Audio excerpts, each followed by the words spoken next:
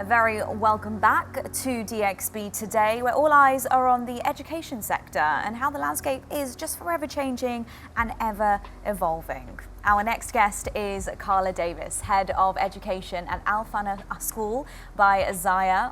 Fanar is a new progressive primary school in Dubai, redefining education through creativity, purpose and nature-inspired approaches. With a background in school leadership, Karla is helping shape a more holistic and future-ready generation. Karla, welcome to the show. Thank you, and thank you for inviting me. It's a pleasure to be here. Absolutely, absolutely. I'm so interested in this unique approach because it doesn't sound so far-fetched in the way the world is evolving, but I would love to know what work you guys are doing and why your personal kind of interest pulled you towards this. Yeah, definitely. So I think for me, from a very personal level, I similar to you, grew up in London, have had very kind of vast experiences in the mainstream education, but was always very passionate about alternative approaches, particularly around play-based learning and how we can really capture children's individualities and their interests in order to build a curriculum that's meaningful, that's relevant and really is preparing them for the future. So that's how I got involved in what we're doing at Zaya, and I worked tirelessly over the last year with the founder and with the rest of the team to have this school approved by the KHDA, which we're very proud to be sitting here with that today, and to really make sure that we're keeping Dubai at the forefront of education around the world. So that's my journey, that's how I ended up here. And I'm very proud to be leading on a project that's just like this. Amazing. So I was lucky enough to visit the school, and it's an amazing environment for learning.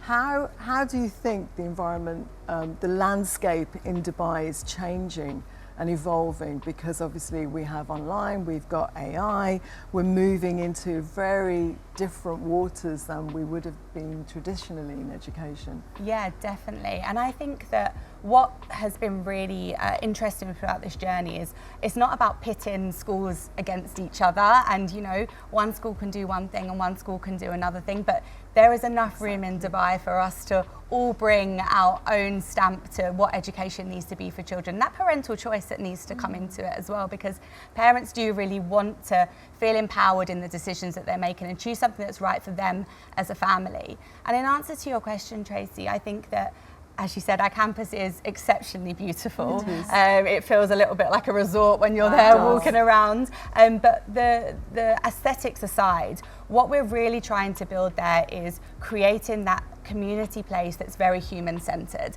I think, as we've all spoke about today, AI, the world is changing at an unprecedented rate, and it can sometimes feel a little bit overwhelming for us as adults, let alone our children. And to provide a space that really creates community, creates connection to nature. So we have a forest school on site, we have chickens, we have tortoises walking around. It's a beautiful, beautiful space that really holds children. Creating that means that we're able to make them feel centered and engaged with their learning, whilst things like AI are here and are changing the way that education is. Karla, I was really interested in the curriculum. How does it come together? How is it unique and different from that? Obviously the environment sounds amazing. They're very different and needed. But the curriculum, tell me about that. It's been a labour of love to get this curriculum together. So we are accredited as a British curriculum school, but it's a British curriculum school in a way that you've probably never seen it before. So we've spent a lot of time really stripping back on what that curriculum is. And yes, there are key skills that children need to develop, but how we teach them is the key way in which our curriculum is different. So it's built on the head, heart, hands approach, which is how we're engaging children with the intellectual side, how we're developing the heart and the belonging and the beauty of learning, and then also the hands, the ability to actually make and do and be creative. And when we've been looking at our curriculum so much, and I think you alluded to it earlier, so much of what we've been looking at is really how we decolonize it and how we strip back and don't just have that very Eurocentric view of a curriculum. We are here in the middle of Dubai. Our school is in Nad Al Shiba, and the school has children from so many different nationalities, and it's so important that our curriculum is reflective of those children. So whether that's using the Emirati outdoor farming calendar that we use to dictate when we do our harvest festival and when we plant, you know, in our garden. Or whether that's choosing stories and texts that are relevant to the children that are in our classes, not just those Eurocentric texts. That's been a real kind of uphill, amazing journey that we've been on to make sure that we're building a curriculum that's relevant for the children that are sitting in front of us, particularly looking at our Emirati students, bringing in, it's been so amazing working with Dubai Culture to bring in lots of those traditional Emirati handcrafts. So we have a handwork teacher that teaches traditional sadu weaving. We've been making dhow boats last week. The children are using their hands to really get to be creative, but also really thinking about those traditional Emirati handcrafts that we know are so important to this region. Oh, I want to go there. Yeah. Or at least be a teacher. Yeah, it's a special place. Like, I personally wish I was there because I was very hands-on, and art and home economics was the only time I was getting my hands kind of dirty with things. Yeah. So why is it super important for schools to have a diverse curriculum and offer kids this? Because I know that for us, a lot of us think about university and parents worry about that. Yeah. But now schools sometimes shape the thinking and where the kids already will be going with those skill sets. Exactly. So how can schools develop that, and why is it important? I think with the research that's come out over the last 10 to 20 years, it's really caused us as educators to challenge the way in which we're teaching. And maybe when we all went to school, you know, things were taught in a particular way, but with the new research that's coming out, it's so important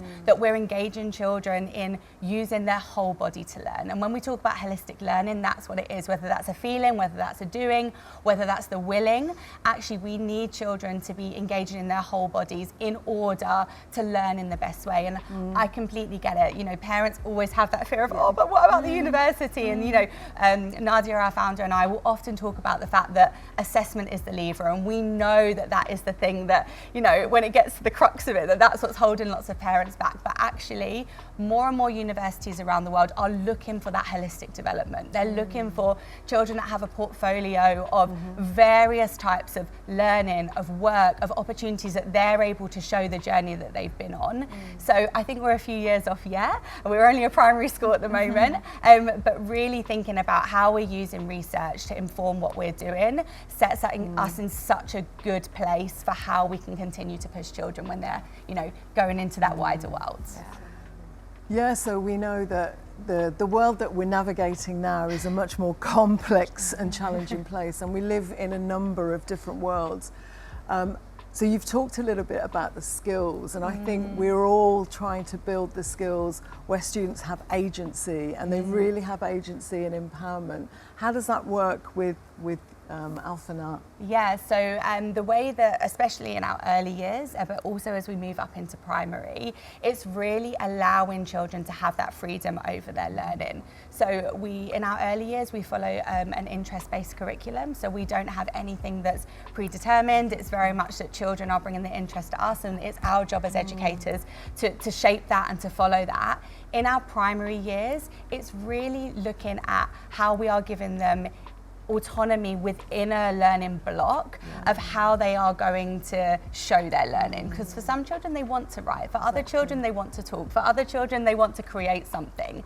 And that doesn't just diminish the learning that's happening just because they're showing it in different ways. So that autonomy, like you said, the agency, the autonomy is something that we're just going to keep hearing more about in education in the next few years. And it's that balance between structure and flexibility, and being able to work between that with the students that you have in front of you, whether they're in front of you face to face or whether they're online. Definitely, and I think with Sheikh Hamdan's Education Strategy 33 that obviously came out last year, it's really pushed us as a sector to think about innovation and how we are making sure that we do have things like agency and autonomy at the forefront of our education system in Dubai, and it's making us step out of our very comfortable boxes and thinking about things in a different way, and I think that's only a good thing for a country like the UAE. Yeah, well, we're super excited to learn more, because this is the shaping of the UAE education system is becoming so exciting these years.